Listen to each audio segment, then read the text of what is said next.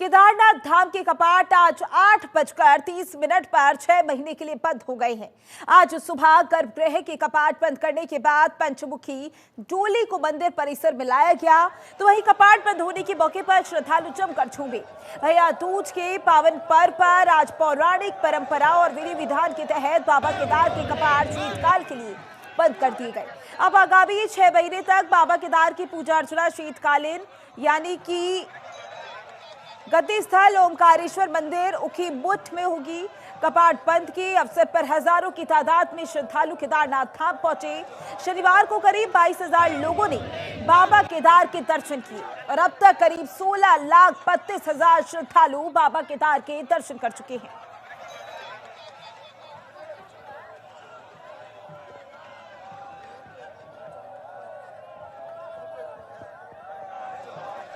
तो ये दो तस्वीरें आपकी टीवी स्क्रीन पर, जहां आप देखिए 10 मई को अब कपाट खोले गए थे और अब कपाट बंद कर दिए गए हैं। और इस मौके पर आप देख सकते हैं किस तरीके से वहां पर साधु संत और महंत पहुंचे और झूमते हुए नजर आए। बड़ी संख्या में श्रद्धालु पहुंचे और एक अलग ही उत्साह नजर आया। विधि विधान के साथ कपाट बंद किए गए हैं। ये तस्वीरें आपको दिखा रही हैं, ये दो तस्वीरें आपकी टीवी स्क्रीन पर, ये उस दौरान की तस्वीरें हैं जब कपाट बंद किए जा रहे थे। अब शीतकाल के लिए कपाट बंद हो गए हैं। श्रद्धालु भी रिकॉर्ड तोड़ संख्या में पहुंचे। 10 मई को कपाट खुले थे, उसके बाद हमने देखी थी कि इस तरीके से चारधाम यात्रा को लेकर जो श्रद्धालु की संख्या है वो लगातार बढ़ती हुई नजर आई। और जब कपाट बंद हो रहे थे उस दौरान की भी तस्वीरें आपको दिखा रही हैं, जहां पर आप देख सकते हैं कितना उत्साह श्रद्धालुओं में और झूमते हुए नजर आए सभी श्रद्धालु।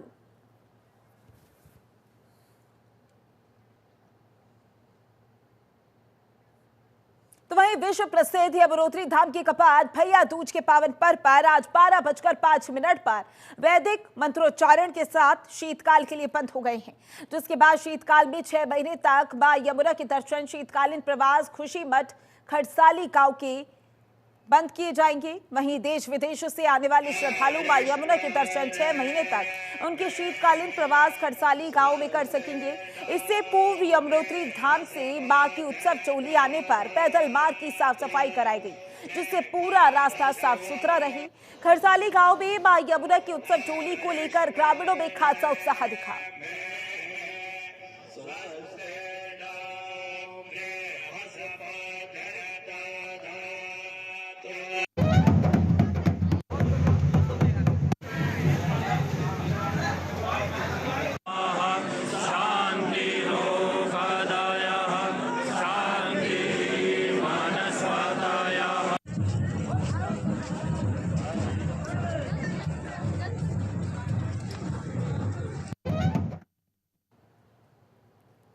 आज भैया दूज के अवसर पर मां गंगे की डोली अन्नपूर्णा मंदिर से स्थानीय देवी डोली और आर्मी बैंड के साथ मुखबा में पहुंच चुकी है। तमाम ग्रामीणों ने धूप बत्ती लेकर मां गंगे का स्वागत किया। अब शीतकाल के दौरान सभी देश विदेश के श्रद्धालु मुखबा में मां गंगा के दर्शन कर सकेंगे। आपको बता दें कि हजारों की संख्या में श्रद्धालु ने इस धार्मिक यात्रा में हिस्सा लिया। साथ ही साथ इसमें खास बात ये रही कि मां गंगे मंदिर प्रांगण में आर्मी द्वारा बैंड की धुन के साथ पूजा अर्चना प्रारंभ हुई। इस मौके पर क्षेत्र में खुशी की लहर भी दिखी।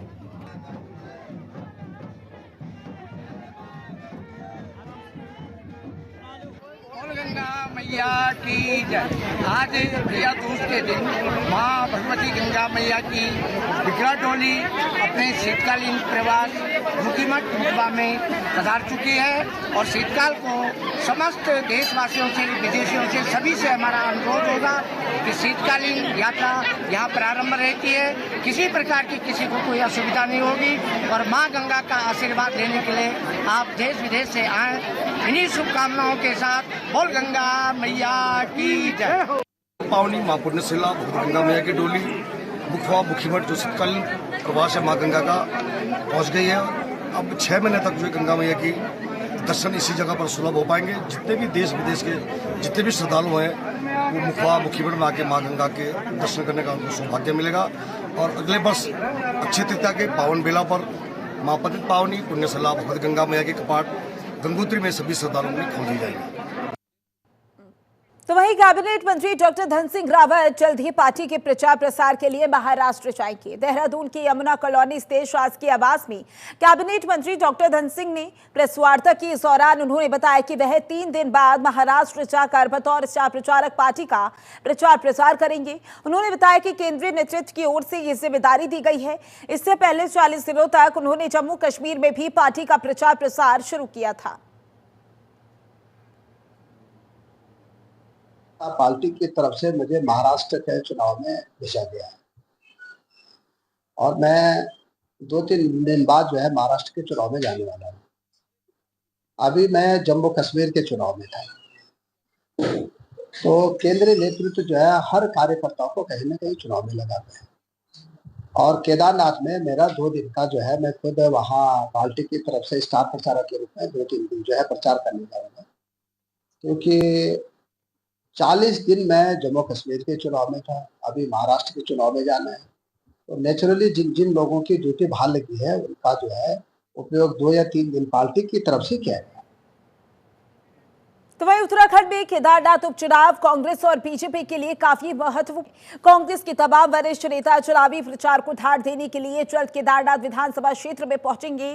कांग्रेस की प्रदेश प्रवक्ता गरिमा दसोनी ने कहा कि केदारनाथ उपचुनाव की बहुत ही महत्वपूर्ण चुनाव है और कांग्रेस जीत की हैट्रिक लगाने का पूरा प्रयास करेगी। साथ ही उन्होंने कहा कि कांग्रेस ने अपने 40 स्टार प्रचारकों की सूची जारी कर दी है, जिसमें प्रदेश प्रभारी कुमारी शैलजा समेत 2 सह प्रभारी, पूर्व मुख्यमंत्री, प्रदेश अध्यक्ष, नेता प्रतिपक्ष और अन्य कई बड़ी नेताओं के नाम शामिल है और इन सभी लोगों को महत्वपूर्ण जिम्मेदारी दी जाएगी, जिससे कि कांग्रेस को वहां बड़ी जीत हासिल है।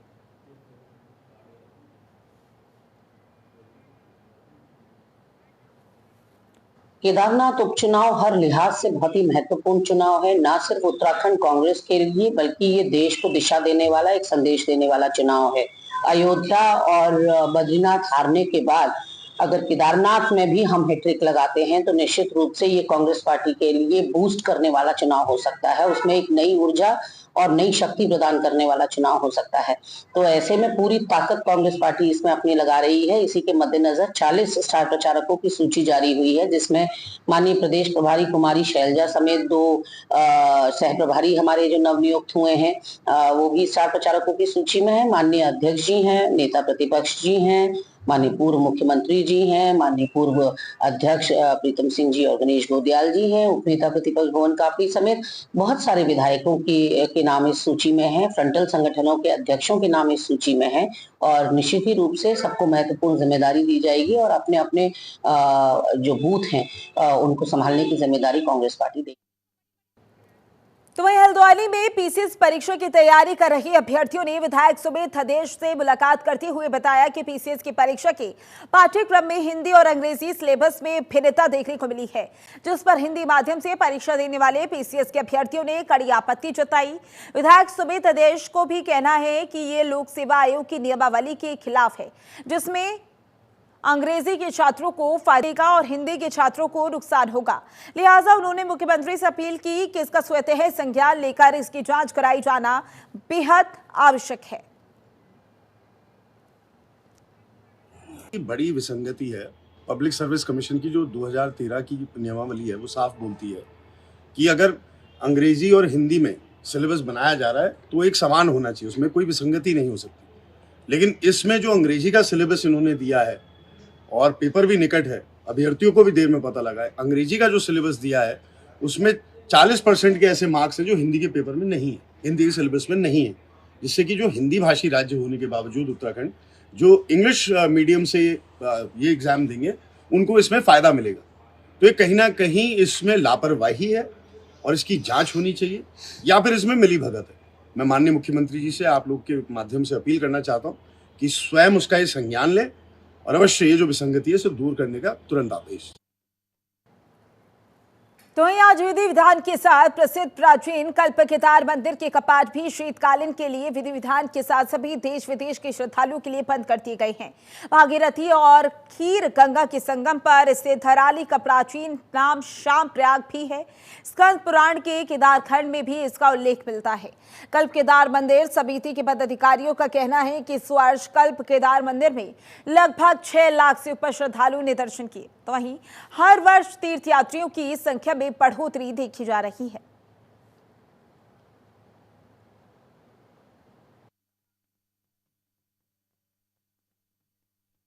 आज भगवान कल्प केदार और माँ गंगा के कपाट शीतकालीन के लिए विधि विधान तरीके से पंडितों के द्वारा यज्ञ और हवन के तरीके से जो हमारे पौराणिक तरीके से जो चल के आ रहा है, हमारे बुजुर्गों के द्वारा, हमारे जो है ग्राम सभा के द्वारा पहले भी इस तरीके से होता आया है। और भगवान कल्प केदार के जो कपाट आज शीतकालीन प्रवास के लिए बंद कर दिए गए। ये 2-3 महीनों के लिए बंद किए जाते हैं क्योंकि इस समय यहाँ पर जो है काफ़ी बर्फबारी होती है इसके बाद, और श्रद्धालु जो है बर्फबारी में आना।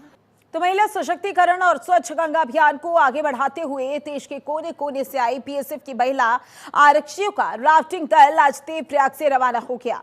बता दें कि गंगा नदी में राफ्टिंग करने वाला बीएसएफ महिला आरक्षियों का पहला दल है। ये महिला आरक्षी गंगा नदी में राफ्टिंग करते हुए कई राज्यों से होते हुए देश के कई ग्रामीण क्षेत्रों में महिला सशक्तिकरण और स्वच्छ भारत अभियान की मुहिम को आगे बढ़ते हुए बहादुर और साहसिक कार्यों के लिए महिलाओं को प्रोत्साहित और जागरूक करने के साथ ही तमाम जन जागरूकता अभियान करेंगी।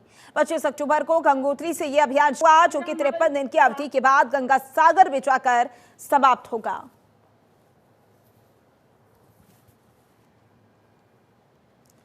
महिला राफ्टिंग दल देवप्रयाग से रवाना हो गए हैं और इसी के साथ अगर बात की जाए तो बीएसएफ की महिला जवान का जागरूकता अभियान देखने को मिला। लोगों को जागरूक करने की कोशिश की गई और ये तस्वीरें भी आपको दिखा रही हैं। जागरूकता अभियान की तस्वीरें हैं। महिला सशक्तिकरण और स्वच्छता को बढ़ावा देने पर भी जोर दिया गया।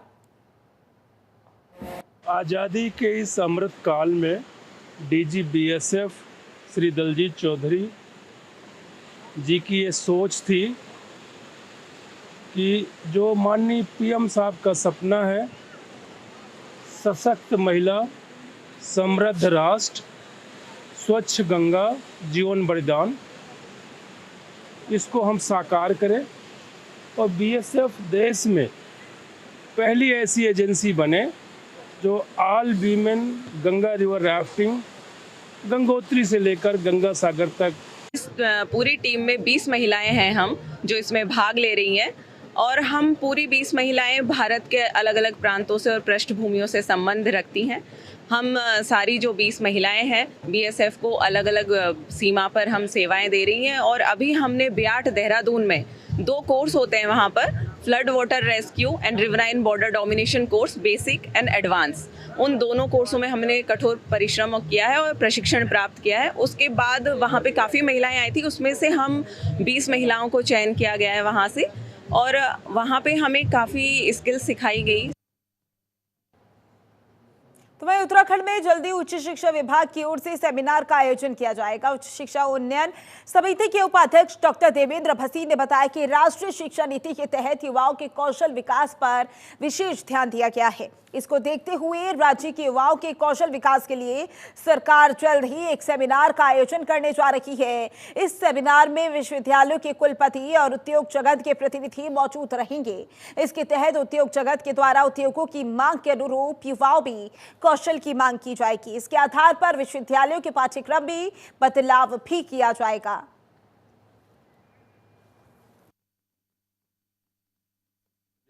माननीय प्रधानमंत्री श्री नरेंद्र मोदी जी ने जो राष्ट्रीय शिक्षा नीति घोषित की है, उसके अंतर्गत युवाओं के लिए कौशल विकास पर बहुत जोर दिया गया है और उसे लेकर हमारे माननीय मुख्यमंत्री पुष्कर सिंह धामी जी और शिक्षा मंत्री डॉक्टर धन सिंह रावत जी दोनों ही बहुत गंभीर हैं इस प्रसंग को लेकर के कि बच्चों में कैसे कौशल विकास किया जाए, जिससे कि शिक्षा पूरी करने के बाद उनको कहीं ना कहीं रोज़गार मिले अच्छे स्थान पर।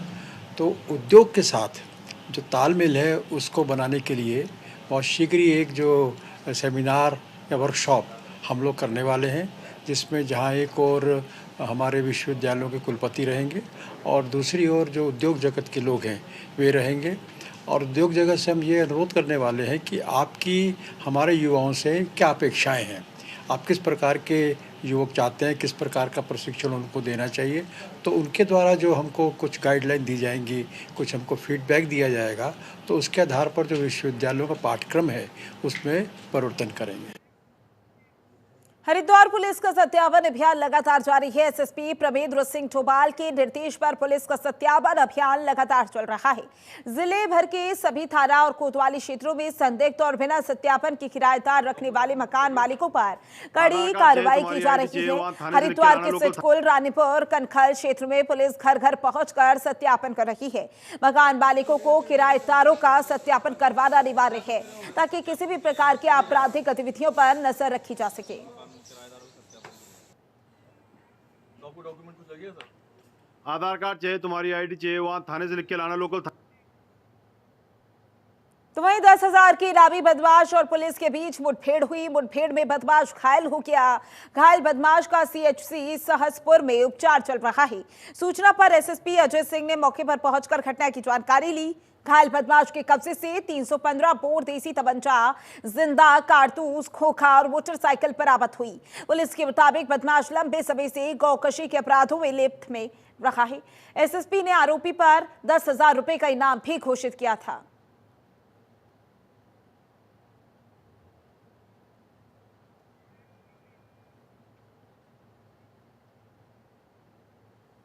'खबर हरिद्वार से है, जहां स्मैक तस्करी के मामले में फरार 10,000 के नामी आरोपी को पुलिस ने दिल्ली एयरपोर्ट से गिरफ्तार कर लिया है। आरोपी दुबई भागने की फिराक में था। बीते 4 साल से पुलिस को लगातार चकमा दे रहा था। स्थायी पता न होने से उसे ढूंढना पुलिस के लिए चुनौती बना हुआ था। नशे की काली कमाई से आरोपी कई देशों की यात्रा कर चुका है। उसे कोर्ट में पेश कर जेल भेज दिया है। आरोपी की धरपकड़ में पुलिस के अलावा हरिद्वार LIU CIU की टीम ने भी भूमिका निभाई। एसएसपी ने पुलिस टीम की पीठ थपथपाई है। एसओ ने बताया कि आरोपी को कोर्ट में पेश कर जेल भेज दिया गया है।